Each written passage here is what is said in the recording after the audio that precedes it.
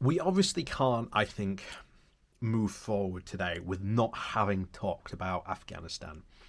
Um, Literally this morning, I woke up to the news that the Taliban have captured Kabul and have pretty much said that they are now forming a government and that they do intend to take power. And this is a colossal shame. And I don't really think you can really blame one specific individual for all this. Because remember, lots of people at the moment today on Twitter are taking there to blame Joe Biden for his decision to pull out. Well, remember, this was Trump's policy. If Trump had won his second term, we'd still be here. What is going on in Afghanistan today would still be happening. What the failure seems to have been is that we as NATO, because it was NATO that was in there, should have been prepared to stay if necessary if they wanted us to stay. And for all intents and purposes, from what we can tell, from what we were hearing, the Afghan people currently wanted us to stay. Not obviously not indefinitely, and I do agree with the statement of Joe Biden, and that you can't be there indefinitely. Sooner or later, Afghanistan has to stand on its own 2 feet. I 100% agree. But pulling out, as we did, when it is still, as today, makes it so clear that pulling out was indeed the wrong decision to make, and that we should have remained there, and that we should have engaged a lot more work in essentially de-radicalization, because I think that seems to be the ultimate problem, and I think could very well be the problem that I think maybe gets talked about after this. Of course, in the UK, it is an absolute colossal diplomatic failure. Boris Johnson, pretty much absent without leave, and our foreign office minister Dominic Raab, completely nowhere to be seen at all. And Boris gave a very flowery statement about supporting Afghanistan, and making sure that the Taliban wouldn't take over, literally as the Taliban were taking over Kabul. Again, this Tory government just make mistake after mistake after mistake.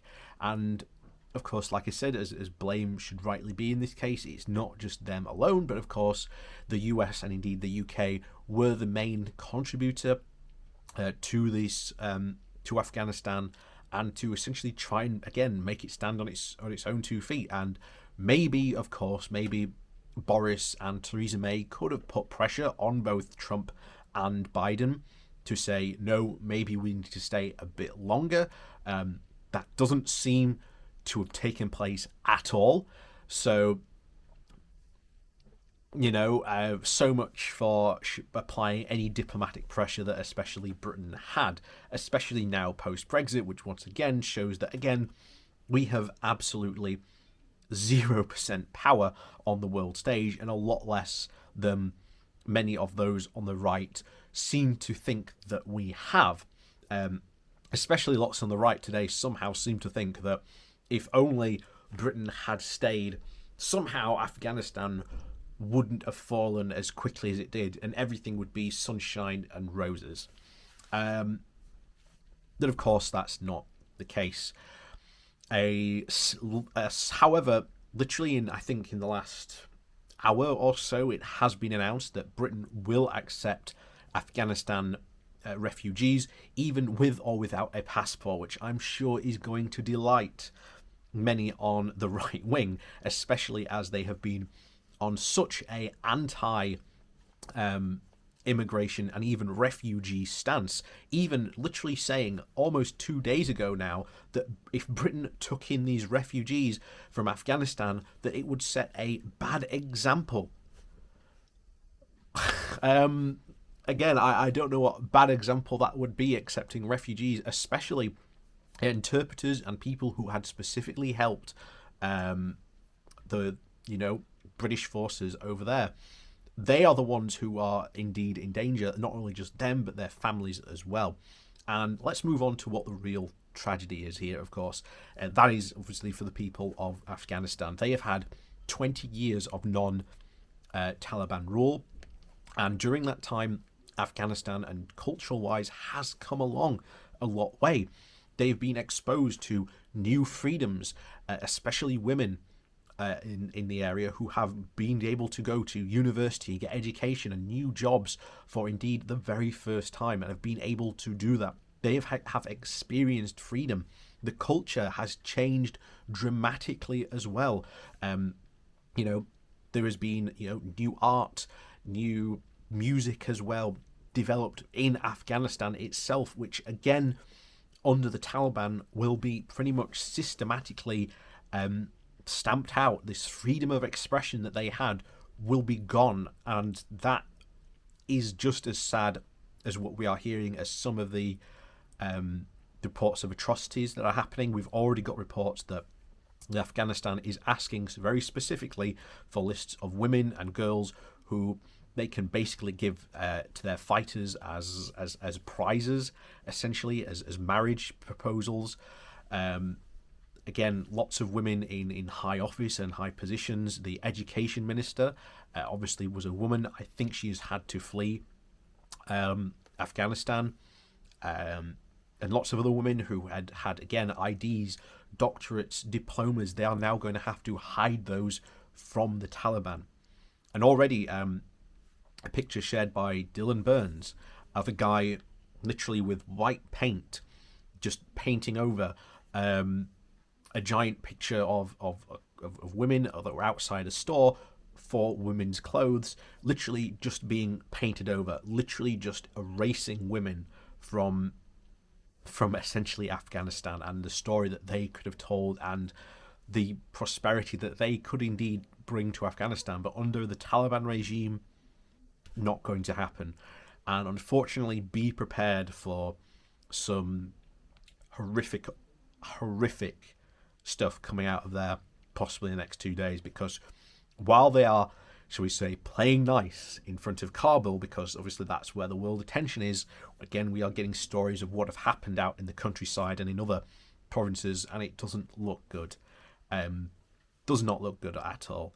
And of course today, Parliament has been recalled for an emergency session over which questions must be asked of what went wrong, how did this all go wrong, and more importantly, what could we do, if anything, that we could do to help solve the situation.